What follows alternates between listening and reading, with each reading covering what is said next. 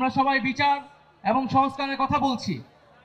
5ই August পরবর্তী এই নতুন বাংলাদেশে এই যে সরকার গঠিত হয়েছে এবং যারা এই রাজনীতি করতে চাচ্ছে সামনে, তাদের সকলের ন্যায্যতা হচ্ছে এই শহীদ পরিবার এবং এই আহত যোদ্ধা বৃন্দ।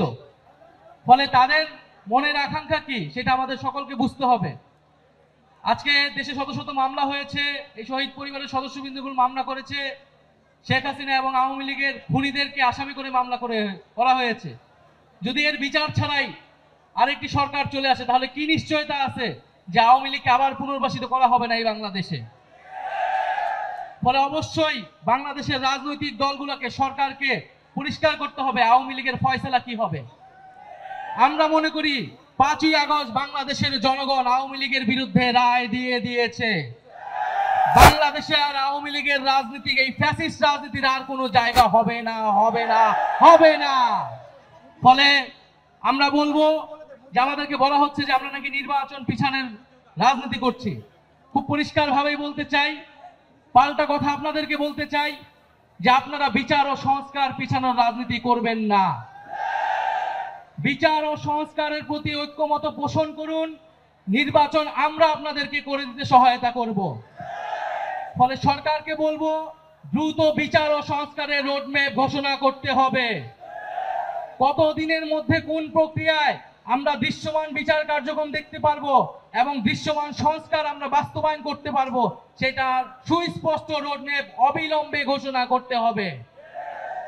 এবং আমি বলবো যে এই বাংলাদেশে আমাদের প্রধান উপদেষ্টা ডক্টর মোহাম্মদ ইউনূস, তাকে আমরা আমন্ত্রণ জানিয়ে, আহ্বান জানিয়ে সরকার প্রধান উপদেষ্টা করেছিলাম।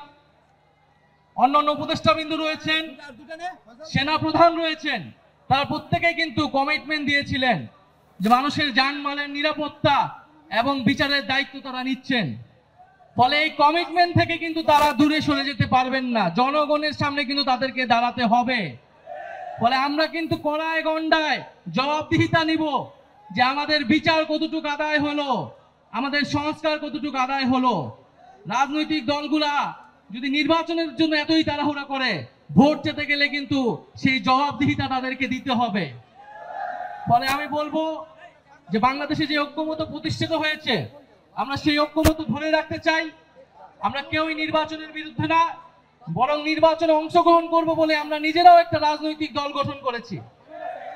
কিন্তু আমরা বলছি যে বিচার, সংস্কার এবং নির্বাচনের ক্ষেত্রে আমরা বলেছি গণপরিষদ নির্বাচন। কারণ এই জুলাই গণঅভ্যুত্থানের মধ্যে দিয়ে এই সংবিধান, এই ফ্যাসিস্ট সংবিধান অকার্যকর হয়েছে, ব্যর্থ প্রমাণিত হয়েছে। মানে জুলাই গণঅভ্যুত্থানকে একটি সাংবিধানিক স্বীকৃতি দিয়ে একটি নতুন একটি সংবিধান এই জাতিকে আমরা উপহার দিয়ে যাব ইনশাআল্লাহ।